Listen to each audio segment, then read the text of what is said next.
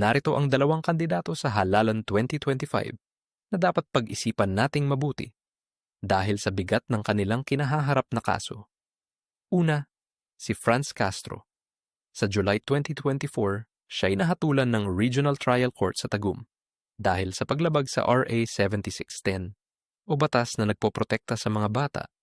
Ang kaso, di umano'y isinama niya ang 14 LUMAD students sa isang solidarity mission noong 2018 na ayon sa korte, itinuring na child abuse.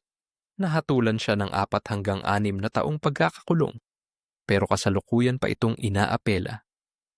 Legal pa rin siyang tumakbo, pero tanong ng ilan, paano natin paninindigan ang batas kung ang mga may kasong ganito ay patuloy na humahawak ng posisyon?